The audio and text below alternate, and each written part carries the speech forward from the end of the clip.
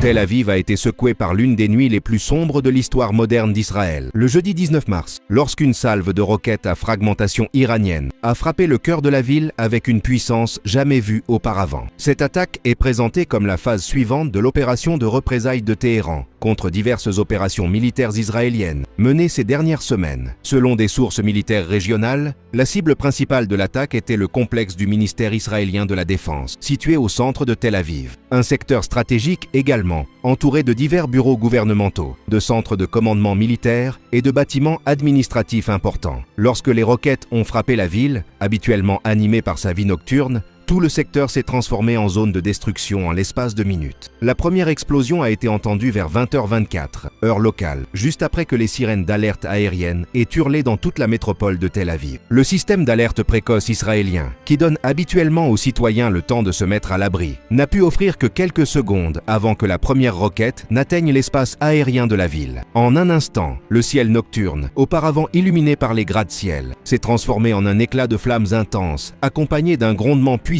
qui a secoué le sol. Des habitants, témoins depuis leur balcon, ont décrit comment des fragments de métal et des étincelles sont tombés du ciel après que les ogives des roquettes aient commencé à se disloquer dans les airs. Les roquettes utilisées dans l'attaque seraient une variante avancée à fragmentation appartenant au corps des gardiens de la révolution islamique, CGRI iranien, rarement utilisées lors de conflits ouverts dans la région. Contrairement aux roquettes conventionnelles qui explosent en un seul point, les ogives à fragmentation sont conçues pour exploser dans les airs, avant d'atteindre leur cible principale. Lorsque ce mécanisme s'active, des centaines de sous-munitions sont dispersées sur une large zone dans différentes directions et tombent sur une surface bien plus étendue qu'une seule explosion. Ce schéma de dispersion crée un effet de destruction en couche, où une seule roquette peut frapper de nombreux points simultanément, augmentant considérablement le rayon des dégâts. La cible principale de l'attaque, le bâtiment du ministère israélien de la Défense situé dans le quartier gouvernemental de Tel Aviv, a reçu plusieurs impacts directs de sous-munitions à haute puissance explosive. La première explosion a touché la partie supérieure de la structure du bâtiment, tandis que plusieurs autres sous-munitions ont explosé autour des étages intermédiaires et de la zone de stationnement du complexe. En quelques secondes après la première explosion, une grande partie de la façade du bâtiment a commencé à s'effondrer, suivie par l'écroulement de plusieurs étages internes en raison de graves dommages structurels. Les caméras de sécurité autour du site ont enregistré comment un immense nuage de poussière a enveloppé tout le complexe alors que le béton et l'acier s'effondraient au sol. Cependant, l'effet des roquettes à fragmentation ne s'est pas arrêté à un seul bâtiment. Alors que les sous-munitions commençaient à tomber selon un schéma étendu, de petites explosions se sont produites à divers endroits dans un rayon de plusieurs pâtés de maisons autour du complexe ministériel. D'autres bureaux gouvernementaux situés à proximité ont également été touchés, tout comme plusieurs immeubles d'habitation de grande hauteur, où résidaient des civils. Des centres commerciaux, des immeubles de bureaux ainsi que des installations militaires situées dans le même secteur ont également subi de graves dégâts à cause des explosions en chaîne. En peu de temps, le centre de Tel Aviv s'est transformé en un paysage de destruction jonché de débris de béton et de verre. Des témoins oculaires ont décrit ce qu'ils ont vu comme quelque chose qu'ils n'avaient jamais vécu auparavant. De nombreux habitants ont rapporté avoir vu ce qu'ils ont appelé une petite pluie de feu tombée du ciel, après que les ogives principales des roquettes se soient brisées dans les airs. Les sous-munitions qui tombaient créaient des éclairs de lumière avant d'exploser au sol ou sur les toits des bâtiments. En moins d'une minute, des dizaines, voire des centaines de petites explosions ont été entendues en succession rapide à divers endroits de la ville. Ce grondement incessant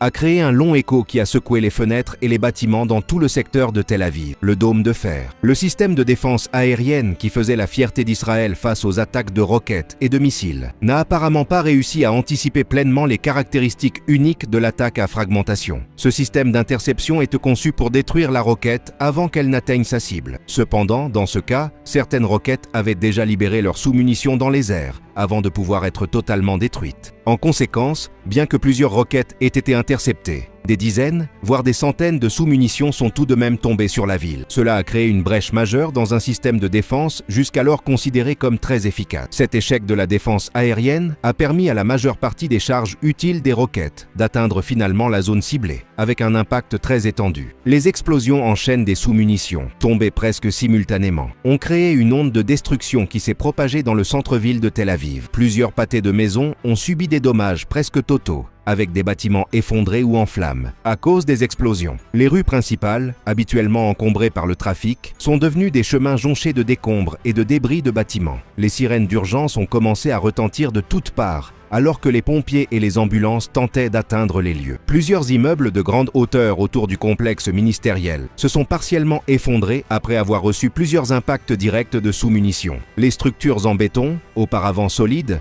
ont commencé à se fissurer et à s'écrouler, provoquant l'effondrement des étages les uns après les autres. D'autres bâtiments ont subi de graves dommages structurels, avec des murs extérieurs détruits et des charpentes métalliques apparentes. Des fenêtres ont été soufflées, projetant des débris de verre dans les rues, des balcons se sont effondrés de plusieurs dizaines de mètres de hauteur, et les façades des bâtiments se sont écroulées sur les véhicules stationnés le long des routes. De nombreuses voitures ont été ensevelies sous les décombres, avant que leurs propriétaires n'aient eu le temps de s'échapper. Peu après les premières explosions, le feu a commencé à se propager en de nombreux points de la ville. Les explosions ont endommagé les réseaux de gaz dans plusieurs bâtiments, provoquant des incendies majeurs difficiles à maîtriser. Les câbles électriques sectionnés ont également généré des étincelles, qui ont accéléré la propagation des flammes vers d'autres bâtiments déjà endommagés. En peu de temps, plusieurs pâtés de maisons ont été la proie de flammes s'élevant haut entre les immeubles effondrés. D'épais panaches de fumée noire se sont élevés vers le ciel nocturne, visibles à des dizaines de kilomètres, donnant à Tel Aviv l'apparence d'une ville plongée dans l'ombre d'une grande guerre. Au milieu du grondement des explosions qui résonnaient dans toute la ville,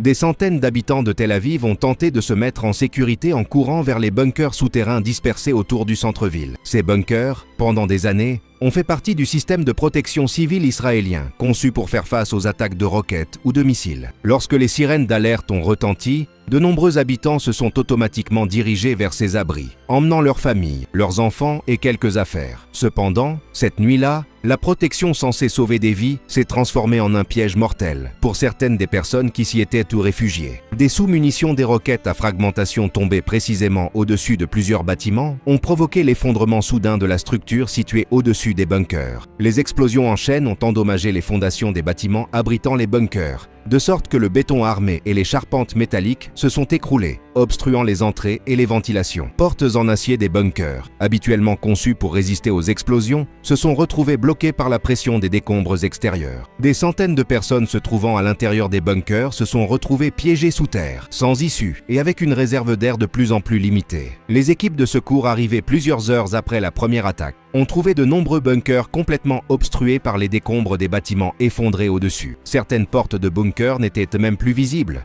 ensevelies sous des couches de béton effondrées. Les sauveteurs ont rapporté qu'au début des opérations de recherche, ils pouvaient encore entendre des bruits étouffés provenant de l'intérieur de certains bunkers. Des bruits de cognement légers derrière les murs de béton ont pu être entendus, indiquant que des personnes étaient encore vivantes à l'intérieur. Mais au fil du temps, et alors que les opérations de sauvetage se déroulaient au milieu de plusieurs portes de bunkers n'étaient même plus visibles, ensevelies sous des couches de béton effondrées. Les sauveteurs ont rapporté qu'au début des opérations de recherche, ils pouvaient encore entendre des bruits étouffés provenant de l'intérieur de certains bunkers.